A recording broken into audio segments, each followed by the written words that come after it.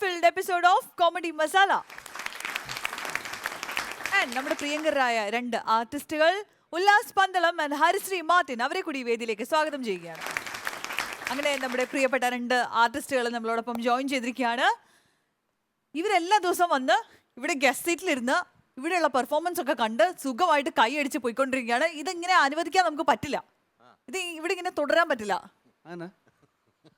നിങ്ങൾ ഇത്ര നല്ല ആർട്ടിസ്റ്റുകളായിട്ട് നിങ്ങളുടെ വല്ല പെർഫോമൻസ് ഞങ്ങൾക്ക് കാണണ്ടേ? അല്ലല്ല, പക്ഷെ എന്നാലും ഇന്നൊരു പെർഫോമൻസ് ഉല്ലാസേട്ടൻ ഒരു പെർഫോമൻസ് കാണുന്ന വലിയ കുറെ നാളത്തെ ഒരു ആഗ്രഹം. അങ്ങനെയാണെങ്കിൽ ഞാൻ നമ്മുടെ തിരുവഞ്ചൂർ രാധാകൃഷ്ണൻ സാറിന്റെ അടിപൊളി ശബ്ദാനുകരണം. ഉല്ലാസേട്ടൻ ഇങ്ങനെ സ്റ്റേജിൽ അടുത്ത് വെച്ച് ശബ്ദം അനുകരിക്കണം ഞാൻ കണ്ടിട്ടില്ല. അല്ലാണ്ട് വേറെ സ്റ്റേജുകളിൽ ഇരുന്ന് ദൂരെ കണ്ടിട്ടുള്ളൂ. ഓക്കെ, ഞാൻ തിരുവഞ്ചൂർ രാധാകൃഷ്ണൻ സാറിന്റെ ശബ്ദം. ഒരു ഗവൺമെന്റ് അധികാരത്തിൽ വരുമ്പോൾ ആ ഗവൺമെന്റിന്റെ ചില തീരുമാനങ്ങളുണ്ടാവും. ഇടതുപക്ഷ ഗവൺമെന്റ് എടുക്കുന്ന നിലപാടല്ലോ UDF ഗവൺമെന്റ് എടുക്കുന്ന നിലപാട്. ഞാനിവിടെ നിലപാടിനെ കുറിച്ച് പറയുന്നതിന് വേണ്ടിയല്ല വന്നത്. ഈ വർഷത്തെ മികച്ച നായിക ശ്രേയാൽ ഘോഷയാത്ര. ശ്രേയാൽ ഘോഷയാത്ര അങ്ങനെ പറഞ്ഞു. നിങ്ങൾ അങ്ങനെ പറഞ്ഞു. ഇതാണ് ഈ മാധ്യമങ്ങൾ എല്ലാം വളച്ചൊടിക്കുകയാണ്. തെറ്റായ ധാരണ സമൂഹത്തിന് പകർത്തി കൊടുക്കുകയാണ് നിങ്ങൾ ചെയ്യുന്നത്. അടുത്തതായിട്ട് ഞാൻ ഒരുപാട് പറഞ്ഞിട്ടില്ല, സ്റ്റേജിലും ചെയ്തിട്ടില്ല. ആദ്യമായിട്ട് നിങ്ങൾക്കായിട്ട് ഒരാളുടെ ശബ്ദം ഞാൻ അനുകരിക്കുകയാണ്. നമ്മുടെ ന്യൂസ് ചാനലിലൊക്കെ സജീവമായിട്ടുള്ള ഒരാളാണ് നമ്മുടെ അഡ്വക്കേറ്റ് ജയശങ്കർ സാറിന്റെ. വളരെ ജനപ്രീതിയുള്ള ജനസമ്മതനായ ഒരു വ്യക്തിയാണ് അദ്ദേഹം. അപ്പൊ അദ്ദേഹത്തിന്റെ ശബ്ദം നമുക്ക് കൃത്യമായ ഡയലോഗ് ഒന്നും അല്ല, ഞാൻ അദ്ദേഹത്തിന്റെ ശബ്ദം മാത്രം. ഈ കഴിഞ്ഞ ദിവസം ഹൈക്കോടതി പറഞ്ഞ കഴിയുന്നറിയോ? ദികേഷ് അറിയാവുന്ന ഒരു കാര്യം മനസ്സിലാക്കണം. കേരളത്തിലെ മലയാളികൾ അരിഹാരം കഴിക്കാത്ത ആൾക്കാർക്കുമല്ല ഇവരാരെയാണ് പറ്റിക്കുന്നത്? ഇതെന്താണ് പറയുന്നത്? ശുദ്ധ തെപ്പടത്തിന് പോലും കഴിക്കുന്നത്. കഴിഞ്ഞ ദിവസം ഹൈക്കോടതി പറഞ്ഞ കാര്യമാണിത്. ഇത് മനസ്സിലാക്കേണ്ടവര്. ഗംഭീരായിട്ടുണ്ടായിരുന്നു. അപ്പൊ ഉല്ലാസേട്ടന്റെ ഒരു തകർപ്പൻ പെർഫോമൻസ് നമ്മൾ കണ്ടു. മാർട്ടിൻ ചേട്ടാ നമ്മൾ വിട്ടുകൊടുക്കാൻ പാടില്ല. എന്ത് ചെയ്യും ഇപ്പൊ നമ്മൾ? എന്ത് ചെയ്യും? നമ്മൾ പണ്ട് ഈ പ്രച്ഛന്നവേഷം ടാബ്ലോ ഇതൊക്കെ നമ്മൾ അവതരിപ്പിക്കാറുണ്ടല്ലോ. ഈ എൻ്റെ പള്ളിയിൽ നടന്നൊരു പ്രച്ഛന്നവേഷ മത്സരത്തിൽ ഞാൻ ഓർത്തു പോയതാണ്. പ്രച്ഛന്നവേഷ മത്സരത്തിൽ അന്ന് എൻ്റെ ഒരു സുഹൃത്ത് പങ്കെടുക്കുന്നുണ്ട്. അപ്പം ഞങ്ങളെല്ലാം ഹെൽപ്പ് ചെയ്യണം അവനെ പ്രൈസ് കിട്ടാൻ വേണ്ടി. അങ്ങനെ ഒരു ഗ്രൂപ്പ് ഉണ്ടല്ലോ, ഒരു വിങ് ആണത്. അപ്പോൾ അതിൻ്റെ പ്രമേയം എന്ന് പറഞ്ഞു കഴിഞ്ഞാൽ ഫ്രാൻസിസ് അസീസി എന്ന് പറഞ്ഞിട്ട് നമ്മുടെ ഒരു പുണ്യാളുണ്ട്, ഫ്രാൻസിസ് അസീസി. അപ്പോൾ പുള്ളി ഈ ഭയങ്കര അലറി വരുന്ന ചെന്നായെ വരെ ഒറ്റ നോട്ടത്തിൽ ഇങ്ങനെ അവിടെ ഇരുത്തും, ശാന്തനാക്കും. അതാണ് പുള്ളിയുടെ പ്രത്യേകത. അപ്പോൾ ഈ ചെന്നായ പോലെയുള്ളൊരു പട്ടി വേണം, ഒരു പട്ടി വേണം. അത്രയും ഹൈറ്റ് ആയിട്ടുള്ള പട്ടി, ചെന്നായുടെ അത്ര ഉള്ള പട്ടി. അപ്പൊ അത് അവന്റെ വീട്ടിലുണ്ട്, നമ്മുടെ സുഹൃത്തിന്റെ വീട്ടിൽ തന്നെ ഉണ്ട്. അപ്പൊ അവൻ പറഞ്ഞു, ഈ പ്രാവശ്യം ഞാൻ തന്നെ പ്രൈസ് അടിക്കും.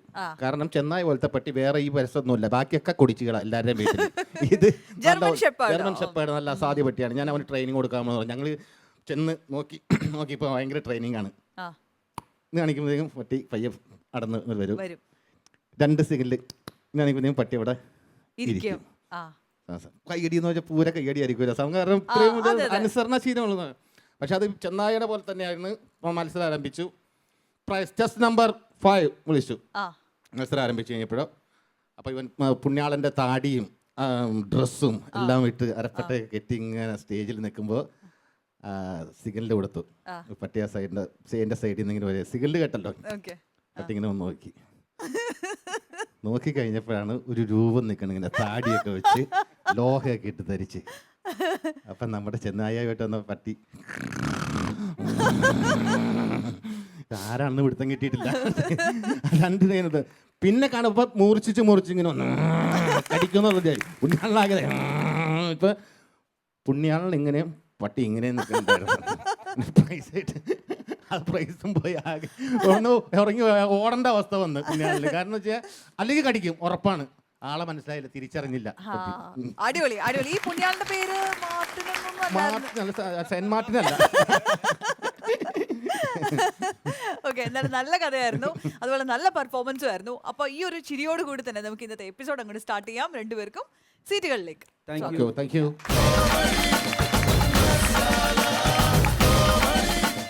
നമുക്ക് വേണ്ടി ഇന്ന് സ്കിറ്റുമായി വേദിയിലേക്ക് എത്തുന്ന ടീമാണ് ടീം റോയൽ ചലഞ്ചേഴ്സ്.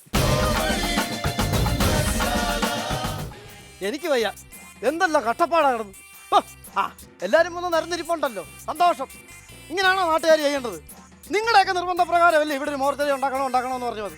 എന്നിട്ട് എല്ലാവരും വന്ന് ഉദ്ഘാടനത്തിന് മുമ്പായിട്ട് എളിഞ്ഞ് വന്നെങ്കിൽ ഇരിക്കുക. എന്നാൽ ഈ പാവപ്പെട്ടവനുള്ള കഷ്ടപ്പാട് വന്ന് സഹായിക്കാവോ? അതുമില്ല. അല്ല, ഫസ്റ്റ് പാർട്ടികൾ തന്നെ. ഹലോ, എന്നെ സഹായിക്കാൻ ആരുമില്ലെന്ന്. ഹലോ.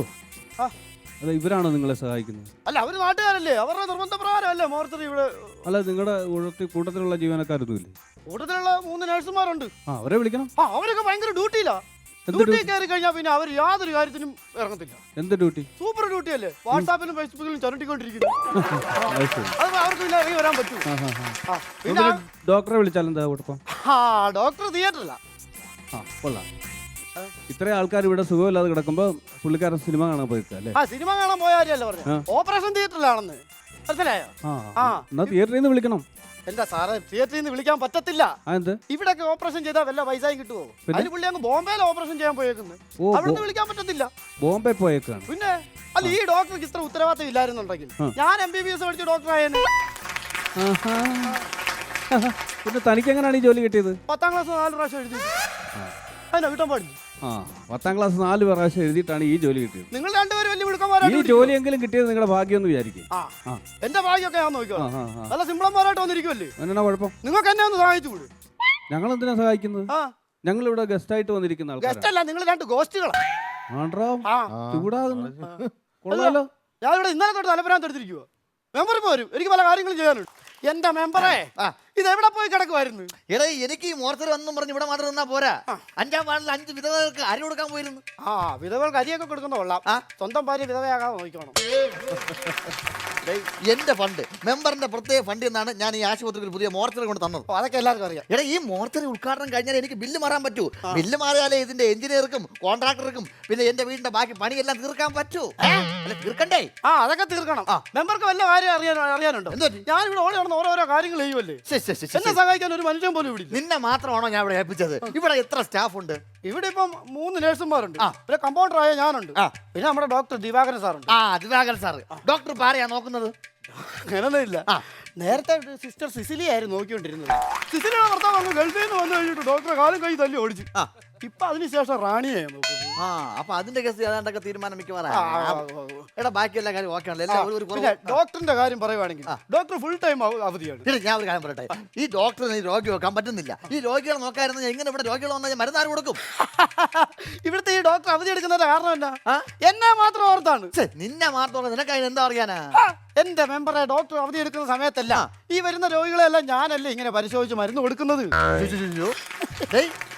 നീ മരുന്ന് കൊടുക്കുമ്പോൾ ആ മരുന്ന് മാറി രോഗിക്കുള്ള സംഭവിച്ചാൽ ഒരിക്കലും മരുന്ന് മാറിപ്പോകത്തില്ല. അതെങ്ങനെ മാറിപ്പോവും? എന്റെ മെമ്പർ ആകപ്പാടെ ഇവിടെ ഒരു മരുന്നേ ഉള്ളൂ. അതൊരു കുപ്പിക്കകത്ത് ഇങ്ങനെ ചുമല കളർ കലക്കി വെക്കും. രോഗികൾ വരുമ്പോ ഞാൻ ഒരു കുപ്പിക്കകത്ത് ഒഴിച്ച് കലക്കി അങ്ങ് കൊടുത്തു. സൂപ്പർ മരുന്ന്, കുപ്പി മരുന്ന്. നമുക്ക് വേണ്ട ഒരു 10-10 ആകുമ്പോൾ MLA വരും. MLA വന്ന ഉദ്ഘാടനം തുടങ്ങും. അപ്പൊ ഇവിടെ വേറെ കുറവൊന്നുമില്ലല്ലോ, എല്ലാം ഓക്കെ ആണല്ലോ. കുറവുണ്ടോന്ന് ചോദിച്ചു കഴിഞ്ഞാൽ ഞാൻ പ്രത്യേക ഒരു കാര്യം പറയാനിരിക്കും. നമ്മളെ ചില ഹോട്ടലിലേക്ക് ഉദ്ഘാടനത്തിന് ചെല്ലുമ്പോൾ അവിടെ നല്ല നല്ല നല്ല ആഹാരം ഒരു തരും. ബിരിയാണി തരും, തന്തൂരി ചിക്കൻ തരും, അങ്ങനെ പല പല ഇതുണ്ട്. ബേക്കറി ഉദ്ഘാടനത്തിന് ചെല്ലുന്നെങ്കിൽ അവിടെ അലുവ പീസായിട്ട് മുറിച്ച് ഒരു കാര്യം ചെയ്യാം, നമുക്ക് ഈ ഹോട്ടലിൽ ഉദ്ഘാടനം പോലെ ആൾക്കാർക്ക് കൊടുക്കാം. അലുവ കട്ട് ചെയ്യുന്ന അലുവ കട്ട് ആൾക്കാർക്ക് കൊടുക്കാം. അതല്ല ഞാൻ പറഞ്ഞത്, നമുക്കൊരു വെറൈറ്റി ഉദ്ഘാടനമായിരിക്കണം നമ്മുടെ മോർച്ചറി. മനസ്സിലായോ? എന്തൊരു നമുക്കൊരു ഡെഡ് ബോഡി ഒക്കെ വെച്ച് ഉദ്ഘാടനം ചെയ്യണം. അതിന്റെയൊക്കെ ആവശ്യമുണ്ട്. അതിന്റെ ഒന്നും ആവശ്യമില്ല. എന്റെ മെമ്പറെ, മെമ്പർക്ക് ബുദ്ധിയില്ല. എന്ന് ഈ മെമ്പറായിട്ട് തന്നെ നടന്നാൽ മതിയോ? MLA മന്ത്രിയൊക്കെ ആകണ്ടേ? അപ്പൊ വെറൈറ്റി നമ്മൾ എപ്പോഴും ചിന്തിക്കണം. അപ്പൊ ഈ ഡെഡ് ബോഡി ഉണ്ടോ എങ്ങനെ അത് വെറൈറ്റി ആകും? ഇത് ഈ ടിവിയിലും പത്രത്തിലും ഒക്കെ പരസ്യം വരുന്നതല്ലേ? മനസ്സിലായോ? അപ്പൊ മെമ്പർ സാന്നിധ്യത്തിൽ വെറൈറ്റി ആയിട്ടൊരു മോർച്ചറി ഉദ്ഘാടനം ചെയ്തു എന്ന് പറയുമ്പോ അത് തന്നെ ഒരു ഗമനല്ലേ? കൊള്ളായിരിക്കും. എന്നാ ഒരു കാര്യം ചെയ്യും, ഡെഡ് ബോഡി നമുക്ക് വെക്കാം. ഡെഡ് ബോഡി വെക്കാം. ഒരു പഴയ ഡെഡ് ബോഡി ഉണ്ടെങ്കിൽ പഴയ എടുക്കാൻ തന്നെ ആക്രിക്കട. എന്റെ മെമ്പറെ വേറെ എവിടെയെങ്കിലും പോയി ഡെഡ് ബോഡി തപ്പിക്കൊണ്ട് വരണം. നമുക്ക് ഈ ഡെഡ് ബോഡിക്ക് വേറെ ഡമ്മി വെച്ചാലും. ഡമ്മി ഇപ്പൊ എവിടുന്ന് ഡമ്മി എടുത്തോണ്ട് ഈ നിന്ന സമയം ഞാൻ ഇന്നലെ തൊട്ട് ഇവിടെ ഓടി നടക്കും. ഇനി ഡമ്മിയും കൂടെ ഞാൻ ഉണ്ടാക്കിക്കൊണ്ട് വരാം. എന്ത് ചെയ്യും ഇപ്പൊ? നമുക്ക് ഇത് വേണം. എന്ത് ചെയ്യാം? നമുക്ക് ഒരു കാര്യം ചെയ്യും. എന്റെ ഒരു ഐഡിയ, മെമ്പർക്കല്ലേ ബില്ല് മാറേണ്ടത്. മെമ്പർ തന്നെ ഡെഡ് ബോഡി ഞാനോ? ഞാൻ ഇവിടെ വേഷം മാറി ഡെഡ് ബോഡി ആയിരുന്നാലേ നമ്മളെ MLA വരുമ്പോ എന്നെ മനസ്സിലാകത്തില്ലേ? 4 വർഷമായിട്ട് ഈ നാട്ടുകാർക്ക് മനസ്സിലായിട്ടില്ല. പിന്നാണ് MLA-ക്ക് മനസ്സിലാക്കാൻ പോകുന്നത്. അതല്ലെന്ന് ഞാൻ ഇവിടെ ഇരിക്കുമ്പോ എന്നെ തിരിച്ചറിയത്തില്ലേന്ന്. തിരിച്ചറിയാത്ത വിധം ഞാൻ ഒരുക്കി തരാമെന്ന്. അല്ല നിനക്ക് ഒരുക്കി തരാന്ന് പറയാ, അതൊന്നും വേണ്ട, അത് ശരിയാവത്തില്ല. എടാ, ഞാൻ പറയാം. അതല്ലേ പറഞ്ഞേ, ഇത് ഇല്ലാതെ നമുക്ക് ഈ ഉദ്ഘാടനം എന്ത് ചെയ്യാൻ പറ്റും? ചെയ്യാൻ പറ്റും. ഉദ്ഘാടനം അങ്ങ് മാറ്റി വെക്കാം. അവരുന്നില്ല. എടാ, ഉദ്ഘാടനം നടന്നാൽ എനിക്ക് പൈസ കിട്ടത്തുള്ളൂ. അതാ ഞാൻ പറയാം, വില്ലും മാറുക എല്ലാം ചെയ്യുകയും വേണം. ഡെഡ്ബോഡിയായിട്ട് ഒരുങ്ങി ഇരിക്കാനും പറ്റത്തില്ല. ഞാൻ നിന്നിൽ ഒരു ഡെഡ് ബോഡിയെ കാണുന്നു. ഉള്ള പൈസ ഇരിക്കാൻ പറ്റും. എന്തോ ഉള്ള പൈസ ഇരിക്കാൻ പറ്റും. എനിക്കങ്ങനൊന്നും ഇരിക്കാൻ പറ്റത്തില്ല. ഞാൻ ഇരുന്ന ശരിയാകുകയില്ല. പിന്നെ ഞാൻ എന്തോ ചെയ്യാൻ? രോഗികൾ വരുമ്പോ എനിക്ക് കുപ്പിമരുന്ന് ഒഴിച്ചു കൊടുക്കാം. ഇപ്പൊ ഒരു കാര്യം ചെയ്യാം, എനിക്ക് എന്താ ബില്ല് മാറണം. ഞാൻ ഡെഡ് ബോഡി ആവാം. ആയാൽ ബില്ല് മാറാം. ഡെഡ് ബോഡി എങ്ങനെ ആവും? ഞാൻ ഒരുക്കി തരും. ഇങ്ങോട്ടിരി. ഡെഡ് ബോഡി ആകാനാണോ പാട്? അല്ല, നീ ഒരുക്കിയിട്ടുണ്ടോ ആരെങ്കിലും? ഞാൻ എത്ര ബോഡി ഞാൻ ഒരുക്കി വിട്ടിട്ടുണ്ട്. ആണോ? എന്നാ പിന്നെ ഒരുക്കിയോ. ഇങ്ങോട്ട് തിരിഞ്ഞിരി. എഴുന്നേക്ക്.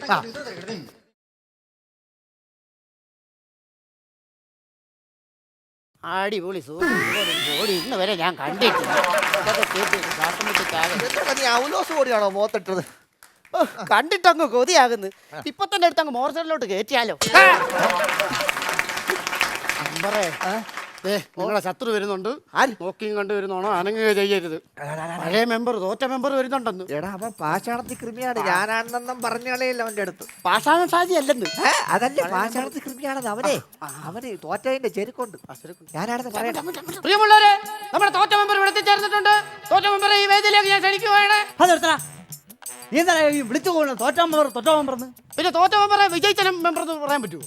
എടാ, ഒരു മത്സരമാകുമ്പോൾ തോക്കും ജയിക്കും, അത് സ്വാഭാവികം. അപ്പൊ ഞാൻ അടുത്ത കൊല്ലം ജയിച്ചു വരുമ്പോൾ ജയിച്ച മെമ്പറെ എന്ന് വിളിക്കൂ. അങ്ങനെ വിളിക്കത്തില്ല.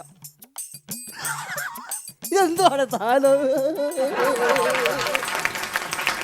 ഇതെന്തോ സാധനം? Dead body.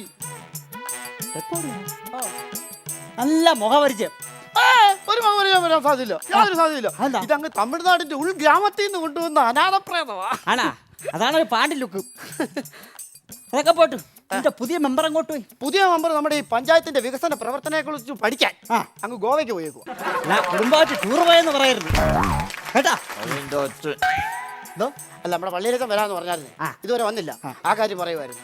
എടാ, ഇവിടുത്തെ മെമ്പർ കാരണമല്ല ഈ മോർച്ചറി ഉണ്ടായത്. അയ്യോ, ആദ്യം വൃത്തിയായിട്ട് പറയാൻ മോർച്ചറി അല്ല, മോർച്ചറി.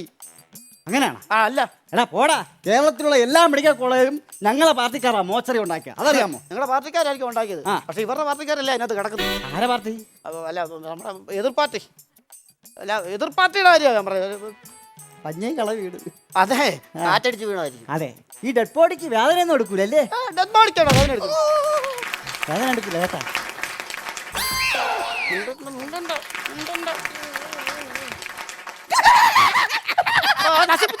നശിപ്പിച്ച്. എടാ സണ്ണിക്കുട്ടാ, എടാ നീ ഏത് വേഷത്തിൽ വന്നാലും ഞാൻ തിരിച്ചറിയും കേട്ടാ. ചതിക്കരുത്. എടാ, പഞ്ചായത്തിന് എത്ര മുക്കിയടാ ഇതിനു വേണ്ടി? നിന്നാണ് മക്കളാണ് ഞാൻ മുക്കിയില്ല, അമ്മേനെ മുക്കിയില്ല. എടാ, എന്തറിയോ, ഡെഡ് ബോഡി സമയത്ത് കിട്ടിയില്ല. അതുകൊണ്ട് ഒരു അഡ്ജസ്റ്റ്മെന്റ് ചെയ്തതാ. നിനക്ക് എന്ത് ഞാൻ തരും. എന്ത് തരും? തരും. ഇത് ഞാൻ പൊളിക്കും. അങ്ങനെ പൊളിക്കില്ലേ? എന്റെ മെമ്പറെ, തോറ്റ മെമ്പർ ആയാലും ഒരു കാര്യം മനസ്സിലാക്കണം. നമ്മുടെ പഞ്ചായത്തിൽ ഒരു നല്ല വികസന പ്രവർത്തനം ഇവിടെ നടക്കുന്നത്. ഇത് കുളമാക്കരുത്. മന്ത് MLA ഉദ്ഘാടനം ചെയ്ത് അങ്ങ് പൊക്കോട്ടെ. സാറായിട്ട് ഇത് കുളമാക്കരുത്. ദയവ് ചെയ്ത് പറയുന്നത്. സഹരി അഴിമതി ഞാൻ അനുവദിക്കൂല. എന്താ അഴിമതി ഞാൻ അനുവദിക്കൂല. എടാ, നീ ഇവിടെ ഭരിച്ചോണ്ടിരുന്നപ്പോ നീ നിന്റെ അച്ഛനോടെ വീടും പറമ്പ് മാറ്റപ്പോ ഞാൻ വല്ലതും പറഞ്ഞോ? അതന്നല്ലേ, ഇത് ഇന്നല്ലേ? സഹരിക്ക് പ്ലീസ്. ഇത് ഞാൻ മെമ്പറെ മിണ്ടരുത്. ഇവിടെ ഞാൻ ഒരു കാര്യം പറഞ്ഞേക്കാം. എത്ര കഷ്ടപ്പെട്ടാന്നറിയോ ഒരു മോർച്ചറി ഇവിടെ ഉണ്ടാക്കിയത്?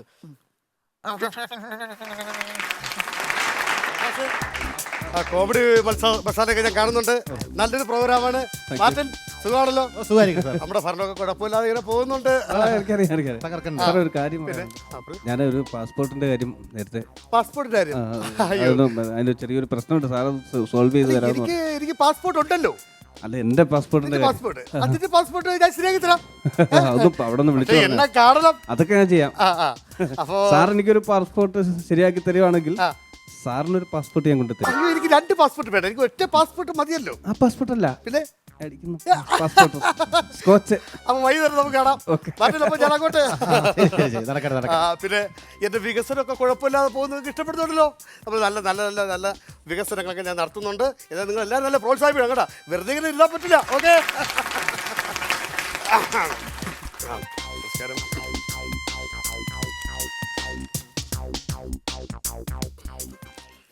പ്രിയപ്പെട്ടവരെ, അയ്യോ, ഇത്ര ബഹുമാനമൊന്നും വേണ്ട. കസേരയിരിക്കും, കസേരയിരിക്കും, പ്ലീസ് പ്ലീസ്, കസേര. വേദിയിൽ ഇരിക്കുന്ന വിശിഷ്ട അതിഥി, അല്ല പുള്ളിയുടെ പേരെന്താണ്, ഞാൻ മറന്നുപോയി. നമ്മുടെ പഴയ തോറ്റ മെമ്പർ കുട്ടപ്പൻ. ആ തോറ്റ മെമ്പർ കുട്ടപ്പൻ, പിന്നെ മുഖ്യ അധ്യക്ഷൻ നമ്മുടെ കമ്പൗണ്ടർ, പിന്നെ നമ്മുടെ ബഹുമാനപ്പെട്ട ഡെഡ് ബോഡി. അപ്പോൾ നമുക്ക് കാര്യങ്ങളിലേക്ക് അങ്ങോട്ട് നടക്കുന്നു. അതെ. ഓ, നമ്മുടെ ഈ മോർച്ചറി ആണല്ലോ. അതെ. അപ്പൊ നമുക്ക് അധികം സമയം കളയണ്ട. ആ. നമ്മുടെ ഈ സംരംഭത്തെ കുറിച്ച് 2 വാക്ക്. സംരംഭത്തെ കുറിച്ചല്ലേ? സംരംഭത്തെ കുറിച്ച് പറയുകയാണെങ്കിൽ സംരംഭം എന്ന് പറയുന്നത് നല്ലതാണ്. മാത്രമല്ല, നിങ്ങൾക്ക് മാത്രമല്ല സംരംഭമുള്ളത്, എനിക്കും കൂടുതൽ സംരംഭമുണ്ട്. നമുക്ക് എല്ലാവർക്കും ചേർന്ന് ഈ സംരംഭത്തെ വലിയൊരു സംരംഭമാക്കി മാറ്റാം. അതെ. ഒരു സംരംഭം കുടിക്കാൻ എടുത്താലോ? അല്ല, ഒരു സംഭാരം കുടിക്കാൻ എടുത്താലോ? അത് പിന്നോട്. നിങ്ങളുടെ എല്ലാവരുടെയും പ്രോത്സാഹനവും സഹകരണവും ഉണ്ടെങ്കിൽ നമ്മുടെ ഈ മോർച്ചറി നിറഞ്ഞ് കവിയും.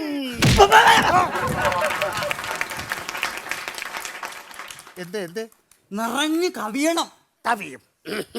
ഭയങ്കര ആത്മാർത്ഥതയാ. അതെ അതെ. അവിടെ പോയിരുന്നു. പ്രിയമുള്ളവരെ, അജ്ഞാതമായി കിടക്കുന്ന ഈ ബോഡികൾ വെറുതെ അവിടെ ഇവിടേക്ക് കിടക്കുന്നത് എനിക്ക് ഇഷ്ടമില്ല.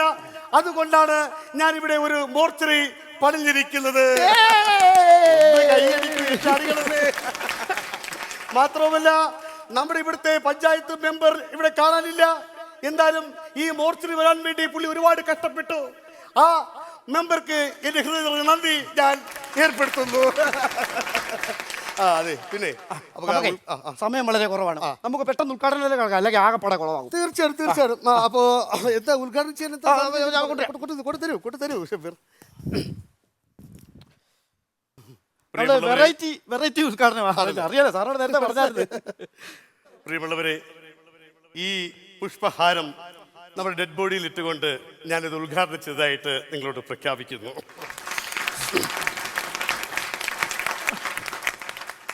വേറെ ദിവസം പറയുമ്പോൾ ഈ മോർച്ചറിയിൽ തന്നെ നമ്മൾ ഈ ബോഡി അങ്ങ് കയറ്റി വെക്കുക. അവരുടെ ബന്ധുക്കൾ ആരെങ്കിലും വരുമ്പോൾ കൊടുത്തു വിടുക. ഉറപ്പായിട്ട് ഞാൻ കൊടുത്തു വിടാം. അവര് ബന്ധുക്കൾ വന്നാൽ ഞാൻ കൊടുത്തു വിട്ടേക്കാം. സാറേ, ഇതിന് ബന്ധുക്കളൊന്നും ഇല്ല. ബന്ധുക്കളില്ലേ? അനാഥ സഭോ. ഞാൻ തിരക്കായിരുന്നു. ഇതങ്ങ് കത്തിക്കാം. അജ്ഞാത ബോഡി. അതെ, ചുമ്മാ അടങ്ങേരി. സാറേ, ഇത് ആരെങ്കിലും വരുമ്പോൾ നമുക്ക് കൊടുക്കാം. അജ്ഞാത ബോഡി എവിടെയും കിടക്കുന്നത് എനിക്ക് ഇഷ്ടമല്ല. നിങ്ങളൊരു കാര്യം മനസ്സിലാക്കണം. ഈ അജ്ഞാത ബോഡിയിലെ കിടന്നു കഴിഞ്ഞാൽ എന്റെ മനസ്സ് വിഷമിക്കും. അതുകൊണ്ട് അടുത്തുള്ള ശ്മശാനത്തിൽ കൊണ്ടുപോയി ഇതിനങ്ങ് ദഹിപ്പിക്കുക. അതാണ് ഏറ്റവും നല്ലത്. അല്ല, നമ്മുടെ ഇപ്പോഴത്തെ മെമ്പർ വരാനുണ്ട്. മെമ്പർ വന്നു കഴിഞ്ഞാൽ ഞാനും മെമ്പറും കൂടെ കൊണ്ടുപോയി ഈ ബോഡി കത്തിച്ചോളാം, ദഹിപ്പിച്ചോളാം. നമുക്കൊരു കാര്യം ചെയ്യാം. ഈ ശ്മശാനത്തിൽ കൊണ്ടുപോയി എന്റെ നേതൃത്വത്തിൽ കത്തിക്കാം. എന്റെ സാറേ, ഞാൻ പറഞ്ഞില്ലേ, സാറിന് ഇപ്പൊ ഒത്തിരി തിരക്കുള്ള സമയമല്ലേ, ഞാൻ കൊണ്ടുപോയി ഇത് ദഹിപ്പിച്ചോളാം. സാറ് ഇതിനെ കൊണ്ടുപോയി കത്തിക്കണ്ട. നിനക്കെന്താ കുരുവാ? അതെ, ഞാൻ എൻ്റെ ഒരു ആഗ്രഹമാണ്. എനിക്ക് കുറച്ച് പ്രസിദ്ധിയൊക്കെ കിട്ടാൻ വേണ്ടി ഞാൻ എന്തായാലും ഇതിനെ കൊണ്ട് ഈ ശ്മശാനത്തിൽ കൊണ്ട് കത്തിക്കാൻ. എന്റെ പൊന്നമ്മല്ലേ, കത്തിക്കരുത്, കത്തിക്കരുത്. ഞാൻ പോയി കൊണ്ടുപോയി കത്തിച്ചോളാം. ഞാൻ കത്തിക്കിട്ടത് സാറ് കത്തിക്കരുത്. ഞാൻ കത്തിക്കല്ലേ. ഞാൻ ഒരു പാവോടല്ലേ.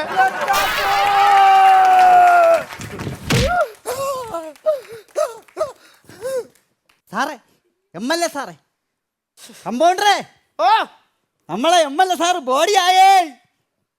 MLA വന്ന് മോർച്ചറി ഉദ്ഘാടനം ചെയ്ത് മോർച്ചറി വെക്കാൻ ഒരു ബോഡിയും കിട്ടി.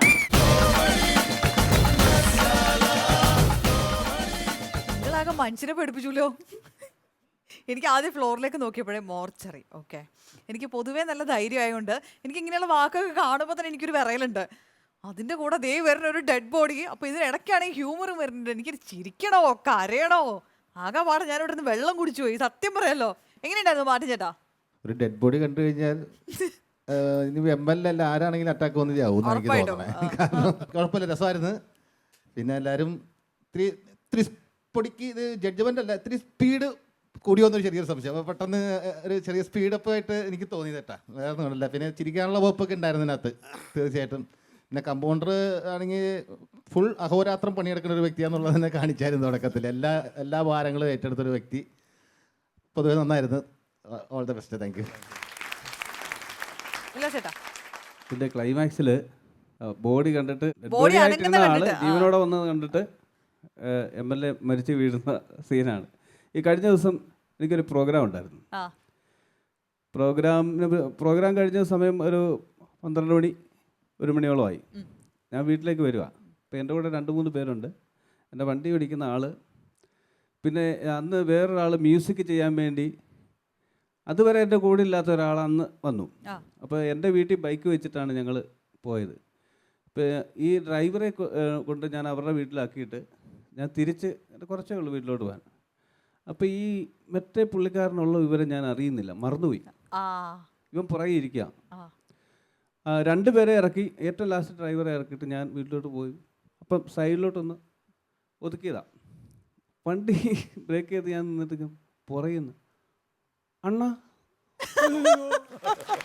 വികൃതമായൊരു ശബ്ദമുണ്ട്. അപ്പോഴാണ് ഞാൻ ഈ പുള്ളിക്കാരനുള്ള വിവരം അറിയുന്നത്. അറ്റാക്ക് വന്ന് ഇതുപോലെ ചാകാഞ്ഞത് ഭാഗ്യം. സത്യം നടന്ന സംഭവം ഈ അടുത്ത സമയത്ത്. സത്യം നമ്മളെ ഈ പേടിയോളം ഭയങ്കര ഒരു സംഭവം ഉണ്ടല്ലോ ലോകത്തൊന്നും ഇല്ല കേട്ടോ. അത് നമ്മളിപ്പോൾ ഒറ്റയ്ക്കൊക്കെ ഉള്ള സമയത്ത് വെറുതെ ആണെങ്കിലും ഒരു സംഭവം എന്തെങ്കിലും കേൾക്കുന്നുണ്ടോ, ആരെങ്കിലും അപ്പുറത്തുണ്ടോ എന്ന് വെറുതെ ആലോചിച്ചാൽ മതി. ആലോചന പിന്നെ അങ്ങ് സ്ട്രോങ് ആവും. പിന്നെ നമുക്ക് ഇല്ലാത്തതൊക്കെ ഉണ്ടെന്ന് തോന്നും. നല്ല സ്കിറ്റായിരുന്നു, അത്യാവശ്യം കോമഡിയൊക്കെ ഉണ്ടായിരുന്നു. മോർച്ചറിയുടെ ഉദ്ഘാടനം ഞാൻ ആദ്യമായിട്ട് കാണും. അല്ലെ, ശ്മശാനം, വൈദ്യുത ശ്മശാനത്തിന്റെ ഉദ്ഘാടനം നമ്മൾ കണ്ടിട്ടുണ്ട്. അത് ഉദ്ഘാടനം ചെയ്ത MLA-യുടെ ബോഡി തന്നെ കാണേണ്ടി ആദ്യമേ ആ മോർച്ചറി കയറ്റി എന്നുള്ളതാണ്. ഓക്കെ, അപ്പൊ നമുക്ക് ഓഡിയൻസിനോട് ചോദിക്കാം എത്ര സ്റ്റാർസ് ആണ് ഇന്നത്തെ ഈ പെർഫോമൻസിന് ഇവർക്ക് കൊടുക്കുന്നത് എന്നുള്ളത്. സോ ഓഡിയൻസ്, എത്ര സ്റ്റാർസ്? 3 സ്റ്റാർസ് ആണ് തന്നിരിക്കുന്നത്. അപ്പൊ ഇന്നത്തെ ഇവരുടെ ഈ പെർഫോമൻസിന് ഇവർക്ക് 3 സ്റ്റാർസ് കിട്ടിയിട്ടുണ്ട്. ഇവർക്ക് സമ്മാനമായിട്ട് നമ്മൾ കൊടുക്കാൻ പോകുന്നത് 5000 രൂപയുടെ ഒരു ക്യാഷ് വൗച്ചർ. അപ്പൊ അത് കൊടുക്കാൻ വേണ്ടിയിട്ട് ഞാൻ മാർട്ടിൻ ചേട്ടനെ വേദിയിലേക്ക് സ്വാഗതം ചെയ്യുന്നു. മാർട്ടിൻ ചേട്ടാ പ്ലീസ്.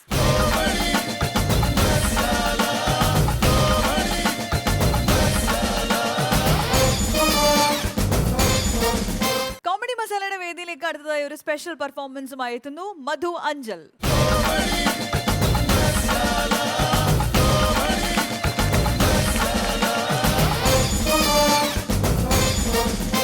പ്രിയമുള്ളവരെ, വലിയ പെർഫോമൻസ് അല്ല, അകത്ത് 3 അടി 4 ഇഞ്ച് വരെ ഉള്ളൂ. ഇതിനൊക്കെ വരുന്നത് അയ്യോ, അങ്ങനെയൊന്നും പറയാം. അതൊരു മുൻകൂർ ജാമ്യമേ അല്ല അല്ലേ? രൂപത്തിലോ ഇതിലൊന്നും യാതൊരു കാര്യവും ഇല്ല. നമ്മളെ ചിരിപ്പിക്കാന്നുള്ള, അല്ലെങ്കിൽ നിങ്ങളുടെ ടാലന്റ് എന്താണെന്നുള്ളത് ബാക്കിയുള്ളവരുടെ മുമ്പിൽ കാണിച്ചു കൊടുക്കാന്നുള്ളതേ. അത് നല്ലതാണെങ്കിൽ നമ്മൾ കൈ അടിച്ച് പ്രോത്സാഹിപ്പിക്കും. ഈ പൊക്കം വെച്ചിട്ടല്ല നമ്മുടെ പക്രു ചേട്ടൻ, അതായത് അജയൻ ചേട്ടൻ, ഗിന്നസ് ബുക്ക് ഓഫ് റെക്കോർഡിൽ നടന്നു കയറിയത്. അപ്പോൾ കഴിവിലാണ് കാര്യം. Okay, thanks. റെഡിയല്ലേ? റെഡിയാണ്. എന്താണ് ചെയ്യാൻ പോകുന്നത്? ഞാൻ ആദ്യമായിട്ട് മലയാള സിനിമയിലെയും തമിഴ് സിനിമയിലെയും 1-2 താരങ്ങളെ അനുകരിക്കാൻ ശ്രമിക്കുകയാണ്. ആദ്യമായി തമിഴിൽ നിന്ന് മലയാളത്തിലെത്തി എല്ലാവർക്കും പ്രിയങ്കരനായി മാറിയ തെങ്കാശി പട്ടണം ലേലം എന്ന ചിത്രത്തിലൂടെ എല്ലാവർക്കും ശ്രദ്ധേയനായ കൗണ്ടർ എന്ന് പറയുന്ന വിനോദ് ചക്രവർത്തിയെ അവതരിപ്പിക്കുകയാണ്. நல்ல சரியா இருக்கியே டேய். தெங்காசி பட்டணத்துல முதலா 2 சின்ன பிள்ளைங்க பிசினஸே ஆரம்பிச்சிருக்காங்க. டேய், நீ என்ன கவலைப்பட வேணாம், பார்த்தாலே போதும். வரட்டுமா தம்பி? வணக்கம்.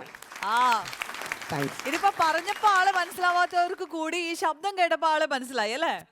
അതാണ്. യെസ്. നെക്സ്റ്റ് നമ്മളെ അന്തരിച്ചു പോയ നമുക്കെല്ലാം പ്രിയങ്കരനായ മലയാള സിനിമയുടെ ഹാസ്യ സാമ്രാട്ട് കുതിരവട്ടം പപ്പുചേട്ടൻ്റെ സൗണ്ട്. പപ്പുചേട്ടന്റെ ശബ്ദമാണ്.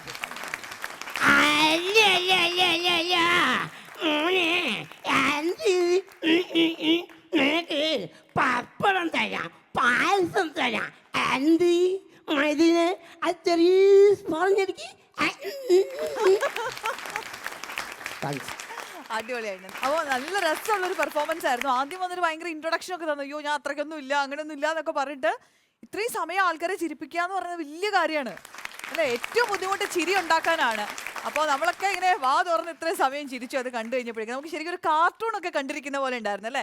വലിയ ആളുകളുടെ കാർട്ടൂൺ കാരിക്കേച്ചർ ഒക്കെ വരയ്ക്കുമല്ലോ, എന്നിട്ട് അതൊരു മോഷൻ പിക്ചർ ആയിട്ട് കണ്ടു കഴിഞ്ഞാൽ എങ്ങനെ ഉണ്ടായിരിക്കും? അതുപോലെ ഫൺ ഉണ്ടായിരുന്നു ഇതിനകത്ത്. മധു വളരെ ഞങ്ങൾ ശരിക്കും എൻജോയ് ചെയ്തിട്ടോ എല്ലാവരും, ഞങ്ങളടക്കം എല്ലാവരും ഇവിടെ ഇരിക്കണം എല്ലാവരും. കാരണം മധു തുടക്കത്തിലേ പറഞ്ഞ മാതിരി തന്നെ ഞാൻ എനിക്ക് മാറി നിന്ന് വീക്ഷിക്കുമായിരുന്നു പൊക്കമുള്ള ആളുകളെ എന്നൊക്കെ, അതിലൊന്നും ഒരു കാര്യമില്ല. പിന്നെ മധുവിനെ കുറിച്ച് പറയണ്ട, മധു നല്ല ഉഗ്രൻ ടാലന്റ് ആർട്ടിസ്റ്റ് തന്നെയാണ്, അതെല്ലാവർക്കും അറിയാവുന്നതാണ്. ഇത് ഇതിക്ക് മുമ്പും ഈ പറഞ്ഞ പോലെ സ്റ്റേജ് ഷോയിലൂടെയും TV ഷോയിലൂടെയും സിനിമയിലൂടെയും എല്ലാം തെളിയിച്ചു കഴിഞ്ഞ ആളാണ്. ഒന്നും പറയാനില്ല മധു, സൂപ്പർ. Thank you. മധുവിനെ വർഷങ്ങളായിട്ട് ഞങ്ങൾ ഒരുമിച്ച് ഈ മിമിക്രി ഫീൽഡിൽ അറിയാവുന്ന ആളാണ്. സത്യത്തിൽ ഞാൻ ആദ്യമായിട്ട് കാണുവാണ് മധു ഇമിറ്റേറ്റ് ചെയ്യുന്നതും ഇതേപോലെ സ്റ്റാറുകളെ അവതരിപ്പിക്കുന്നതൊക്കെ. ഞെട്ടിച്ച് കളഞ്ഞു, സൂപ്പർ ആയിട്ടുണ്ട്. അതിനേക്കാൾ കൂടുതൽ ഇതിനകത്തെല്ലാം നല്ലപോലെ ചിരിക്കാൻ പറ്റിയെന്നുള്ളതാണ്.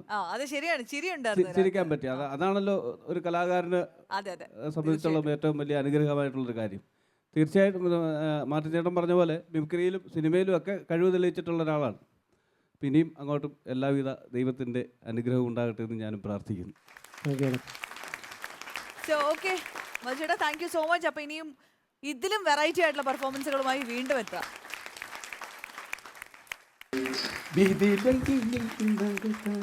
ഹലോ, ആ വായം അടച്ചു വെക്ക്, പാട്ട് നിന്നു. പാട്ട് തീർന്നാ? മതി, തങ്ങളുടെ അഭ്യാസം മതി. ഞാൻ എൻ്റെ ഒരു ഉദ്ദേശം നിങ്ങളെ അറിയിക്കാൻ വേണ്ടിയായിരുന്നു ഞാനിങ്ങനെ സെറ്റപ്പായിട്ട് വന്നത്. എന്തുദ്ദേശം? അല്ല, ഞാൻ യേശുദാസിനെ പോലെ പാടുന്ന ഒരു വ്യക്തിയാണെന്ന് അറിയിക്കാൻ വേണ്ടിയായിരുന്നു ഞാൻ അങ്ങനെ. അപ്പം അത് പൊളിഞ്ഞല്ലേ? പൊളിഞ്ഞോന്നോ? പൊളിഞ്ഞ് കൊട്ട കയറി നിൽക്കുക. ഞാനൊരു ഈ ഉദ്ദേശം ഞങ്ങളെ കാണിക്കാൻ ഇങ്ങോട്ട് അല്ല, ഞാനൊരു സംഗീതജ്ഞനാണല്ലോ, സംഗീത വിദ്വാൻ. അത് നിങ്ങളെ അറിയിക്കണം, അതിനു വേണ്ടിയാണ്. ഇയാൾ വിദ്വാനാണെന്ന് ഞങ്ങൾക്ക് എങ്ങനെ അറിയാം? വിദ്വാനാണ് ഇങ്ങനെ അറിയണമെന്ന്. അപ്പൊ നിങ്ങൾ കുറെ ചോദ്യങ്ങൾ എന്നോട് ചോദിച്ചാൽ മതി. അപ്പൊ ഞാൻ മിണ്ടാതെ നിൽക്കും, അപ്പൊ ഞാൻ വിദ്വാനാവുമല്ലോ. അല്ല, ഈ മൗനം വിദ്വാന് ഭൂഷണം എന്നല്ലേ പറയുന്നത്. ഞാൻ മിണ്ടാതെ ഞാൻ വിദ്വാനാവുമല്ലോ, അതുകൊണ്ടാണ് മൗനമായിട്ട്. ഭയങ്കര ബുദ്ധിയായിപ്പോയി അല്ലേ? ഇവിടെ എന്താ പരിപാടി? ഞാൻ എൻ്റെ സംഗീതങ്ങൾ കോർത്തിണക്കിക്കൊണ്ട് ഒരു ഭീകര പ്രകടനം കാഴ്ചവെക്കാൻ വന്നതാണ്. ഭീകര പ്രകടനത്തെ തീവ്രവാദി സംഘം ഇവിടെ അങ്ങനെ തീവ്രവാദികളാണ് എല്ലാവരും ഇവിടെ വിളിക്കുന്നത്. ഭീകര പ്രവർത്തനം ഇവിടെയാണോ നടത്തുന്നത്? ഭീകര പ്രവർത്തനോ? പറഞ്ഞു. ഇയാളല്ലേ പറഞ്ഞു? ഞാൻ ഭീകര പ്രകടനം എന്നാണ് ഞാൻ പറഞ്ഞത്. നിങ്ങൾ ഇങ്ങനെ കുറ്റം പറയാൻ നിങ്ങൾ സംഗീതം വല്ല പഠിച്ചിട്ടുണ്ടോ? ഉണ്ട്. എന്താ പഠിച്ചു? കല്യാണം കാദംബരിയും പഠിച്ചു. കല്യാണം കാദംബരി വല്ല പെണ്ണുങ്ങളും പഠിച്ച കാര്യമല്ല, നിങ്ങൾ വല്ലതും പഠിച്ചിട്ടുണ്ടോ ചോദിച്ചത്. പഠിച്ചിട്ടുണ്ട്. ഇയാൾ പഠിച്ചിട്ടുണ്ടോ? ഞാൻ പഠിച്ചിട്ടുണ്ട്. എന്താ പഠിച്ചു? ഞാൻ പ്രഗത്ഭനായ ഒരു സംഗീത വിദ്വാന്റെ കയ്യിൽ നിന്നാണ് ഞാൻ സംഗീതം പഠിച്ചത്. പക്ഷെ അദ്ദേഹം ഇന്ന് ജീവനോട് ഇരിപ്പില്ല, അല്ലെങ്കിൽ ഞാൻ തെളിവിനായിട്ട് കൊണ്ടുവരായിരുന്നു. അദ്ദേഹം മരിച്ചുപോയി. എങ്ങനെ മരിച്ചു? വെള്ളപ്പൊക്കത്തിൽ മരിച്ചു. ഇയാൾ തള്ളിയിട്ട് കൊന്നായിരിക്കും. അല്ലല്ല, പിന്നെ അമൃതവർഷിണി എന്ന് ഒരു രാഗമുണ്ട്. ഇത് അരമണിക്കൂർ നിർത്താതെ പാടിക്കഴിഞ്ഞാൽ മഴ പെയ്യുമെന്നാണ് ശാസ്ത്രം പറയുന്നത്, സംഗീത ശാസ്ത്രം പറയുന്നത്. എന്റെ ആശാൻ 5.5 മണിക്കൂർ നിന്ന് പാടി വെള്ളപ്പൊക്കത്തിൽ മരിച്ചു. അല്ല, ചേട്ടനല്ലാതെ ചേട്ടന്റെ വീട്ടിൽ വേറെ ആരെങ്കിലും പാടുമോ? പിന്നെ ചേട്ടൻ പാട്ട് പാടും. ചേട്ടൻ ഇതുപോലെ ഇങ്ങനെ അവസരം ചോദിച്ചു, എനിക്കൊരു അവസരത്തിനാണ് ഞാൻ വന്നത്. അങ്ങനെ അവസരം ചോദിച്ച് വന്നതാണ് ചേട്ടനും ഇങ്ങനെ വലിയ വലിയ ഗായകനായത്. അവസരം കൊടുത്തു. അദ്ദേഹം ഇപ്പോൾ ഭയങ്കര പാട്ടൊക്കെ പാടും. അത് വിദേശത്താണ് കൂടുതലും പാടുന്നത്. വിദേശത്തൊക്കെ പാടും. ട്രിപ്പിനൊക്കെ പോയി ഒരുപാട് പാട്ട്, വലിയ ഗായകനാണ്. അതെ. പക്ഷെ അദ്ദേഹം ഈ ട്രിപ്പിന് പോകുമ്പോൾ ഒരു പെണ്ണ് കൂടെ കാണും. അയ്യോ, അതല്ല, ചേട്ടന്റെ ഭാര്യ എന്റെ ചേട്ടത്തി കൂടെ കാണും എന്നാണ് തെളിച്ചു പറയേണ്ടത്. ഒരു പിടിവാശിക്കാരിയാണ് കേട്ടോ ചേട്ടൻ. ഈ പ്രാവശ്യം ജർമ്മനി പോയപ്പോൾ അവിടെ പാടിക്കൊണ്ടിരുന്നപ്പോൾ ഈ ചേട്ടത്തി പറഞ്ഞു, എനിക്കൊരു ജർമ്മൻ ഷിപ്പ്യാർഡിന് വേണമെന്ന് പറഞ്ഞു. കുറയ്ക്കുന്ന പറ്റി അത് വേണമെന്ന് പറഞ്ഞു. ചേട്ടൻ പൈസ ഒന്നും ഇഷ്ടംപോലെ പൈസ ഉണ്ടല്ലോ, പൈസ ഒന്നും നോക്കിയില്ല. ചേട്ടൻ അപ്പം തന്നെ ഉള്ളത്തിൽ വാങ്ങിച്ചു കൊടുത്തു. അത് ഞാൻ വിശ്വസിക്കൂല. അതെന്താണ്? കാരണം ഈ കഴിഞ്ഞിടയ്ക്ക് ചേട്ടൻ ഇവിടെ കൊച്ചിയിൽ വന്നല്ല, കൊച്ചിയിൽ പാടാമെന്നല്ലോ. അപ്പൊ ഈ കൂടെ പെണ്ണുണ്ടായില്ലോ, ചേട്ടത്തി കൊണ്ടുവന്നില്ല. ഞാൻ ഈ ചോദ്യം അതുപോലെ ചേട്ടനോട് ചോദിച്ചു. അപ്പൊ ചേട്ടൻ എന്നോട് ചോദിക്കുകയാണ്, ഞാൻ കൊച്ചിയിൽ കൊണ്ടു ചെന്നാൽ കൊച്ചിൻ ഷിപ്പ്യാർഡ് മേടിച്ചു കൊടുക്കണമെന്ന് പറഞ്ഞാൽ നീ മേടിച്ചു കൊടുക്കണോ പറ്റി എന്നോട്. അല്ല, ശരിക്കും ഇയാൾക്ക് ഇപ്പൊ എന്താ പരിപാടി? ഞാൻ സംഗീതം പഠിപ്പിക്കുകയൊക്കെ ചെയ്യുന്നുണ്ട്. എൻ്റെ ഒരു ക്ലാസ്സിന് വേണ്ടി പിള്ളേരും ഇങ്ങനെ വെയിറ്റ് ചെയ്യുകയാണ്. അതെന്താ നിങ്ങളുടെ വീട്ടിൽ ഒരു ക്ലാസ്സേ ഉള്ളൂ? എന്താണ്? അല്ല, എല്ലാവരും ക്ലാസ്സിന് വേണ്ടി വെയിറ്റ് ചെയ്യാൻ. അയ്യോ, ഇത് ക്ലാസ് സംഗീത ക്ലാസ്, അതാണ് ഉദ്ദേശിച്ചത്. നിങ്ങൾക്ക് സംശയം ഉണ്ടെങ്കിൽ ഞാൻ പഠിപ്പിച്ച് കാണിച്ചു തരാം. ഒരു കുട്ടി ഒന്ന് വരാമെങ്കിൽ ഞാൻ പഠിപ്പിക്കാം. അതെ, വരൂ.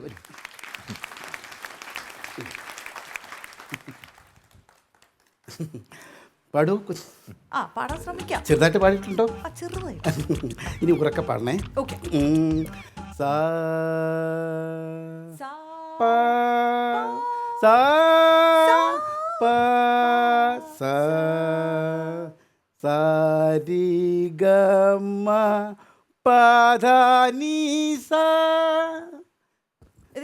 പാടൂ.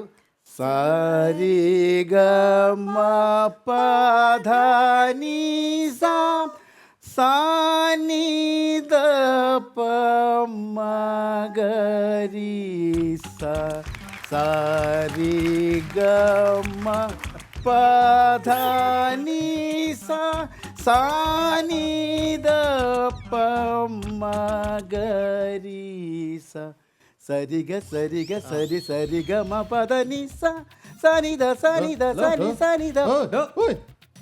ആ കൊച്ചിങ്ങി പോന്നു. ഓയോ അയ്യോ, ഞാൻ വേറൊരു മായ ലോകത്തായി പോയി. ഭയങ്കരമായ ലോകത്ത്. ഇപ്പൊ മനസ്സിലായി കേട്ടോ. എന്താണ് 100% എനിക്ക് വിശ്വാസമായി. സംഗീതം പഠിപ്പിക്കും എന്നുള്ള കാര്യമാണോ? അതുകൊണ്ടല്ല, പിന്നെ താൻ ഒരു കഴിവില്ലാത്തവനാണ്. അയ്യോ, സാറേ, അങ്ങനെ പറയരുത്. ഞാൻ സംഗീതത്തിൽ ഗവേഷണം കണ്ടെത്തുന്ന ഒരു മനുഷ്യനാണ്. ഓഹോ, അതെ. എന്താണോ ഗവേഷണം? ഞാൻ എൻ്റെ വീടിന്റെ ഫ്രണ്ടിൽ ഒരു ചെടി നട്ടിട്ടുണ്ട്. ചെടി? അതെ, മ്യൂസിക്കൽ ചെടി എന്നാണ് ഞാൻ പറയുന്നത്. മ്യൂസിക്കൽ ചെടി. മ്യൂസിക്കൽ ചെടി. ഇതിലെ കാ പറിച്ച് ഏത് പാടാത്തവനും ഒന്ന് വായിലിട്ട് ഒരു കടി കടിച്ചു കഴിഞ്ഞാൽ ഈ പാട്ട് പാടും.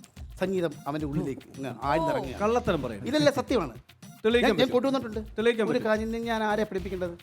ആരെ പഠിപ്പിക്കേണ്ടത്? ഒട്ടും പാടില്ല. പാടൂ നോക്കാമല്ലോ. സംഗീത ചെടിയാണെന്ന് പോലും. സംഗീത ചെടിയിലെ കായാണ്. ആ, കായോ. മ്യൂസിക്കൽ ചെടിയിലെ കാ. കണ്ണടയ്ക്ക് എൻ്റെ കാ കാണണ്ടേ. ചവയ്ക്കൂ. കണ്ട പാടുന്നല്ല. ആ കാമ്പോ ചെയ്ത്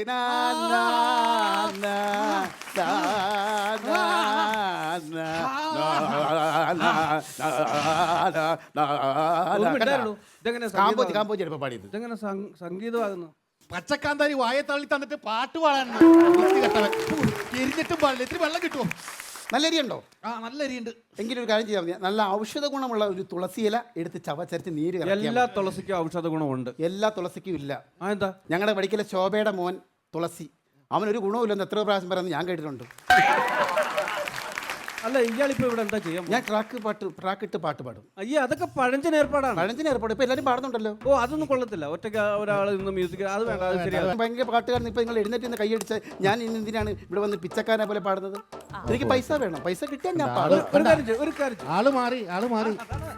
അതാണ് നമ്മള് ഈ ഇരിക്കാൻ സ്ഥലം കൊടുത്തു കഴിഞ്ഞാൽ അവൻ കൂടെ കിടക്കും. അങ്ങനെ കിടക്കോ കിടക്കാതിരിക്കോ എനിക്ക് ഒരു കാര്യം പൈസ ഞങ്ങക്ക് ഇങ്ങനെയുള്ള താല്പര്യമില്ല. പൊയ്ക്കോ. വേണ്ട, ഇതില്ലല്ലോ, ഇയാളുടെ പാട്ടില്ലേലും. അങ്ങനല്ല, ഇയാളുടെ പാട്ടില്ലേലും ഞങ്ങളുടെ ഈ ഷോ പോകും. വേണമെങ്കിൽ ഞാൻ പിന്നെ അവസരം അങ്ങനെയും പറ്റത്തില്ല. ഒരു ചെറിയ അവസരം അത് ഞാൻ വെറുതെ ഇങ്ങനെ കാണിച്ചു പോയതാണ്. അത് ഒരു എല്ലാവരുടെയും അഭിപ്രായം. അപ്പൊ എനിക്കൊരു കാര്യം പിടികിട്ടി. എന്ത്? അതായത് ഞാനൊരു മെസ്സേജ് എനിക്കിതിൽ നിന്ന് കിട്ടി. എനിക്ക് എന്താണ്? നമ്മൾ ആരെങ്കിലും ഒരു അവസരം തന്നാൽ അത് നമ്മൾ ഉപയോഗപ്പെടുത്തണം. അവിടെ നിന്ന് നമ്മൾ അഹങ്കാരം കാണിച്ചു കഴിഞ്ഞാൽ ഇതുപോലെ പറ്റൂലേ? എനിക്ക് അതാണല്ലേ? മനസ്സിലായോ? അതെ, ഇപ്പൊ ഞാൻ നല്ലൊരു മെസ്സേജ് അല്ലേ പറഞ്ഞത്? നല്ല മെസ്സേജ്, ഗുണപാഠം, നല്ലൊരു ഗുണപാഠം. അതല്ലേ? നല്ല മെസ്സേജ് അല്ലേ? ആ മെസ്സേജിന്റെ എന്തെങ്കിലും കിട്ടിയായിരുന്നു എനിക്കങ്ങ് പോരുന്നു. മെസ്സേജിന്റെ കോമഡി മസാലയുടെ ഇന്നത്തെ എപ്പിസോഡ് ഇവിടെ പൂർണ്ണമാവുകയാണ്. കൂടുതൽ ചിരിയുമായി നമുക്ക് കണ്ടുമുട്ടാം അടുത്ത എപ്പിസോഡിൽ.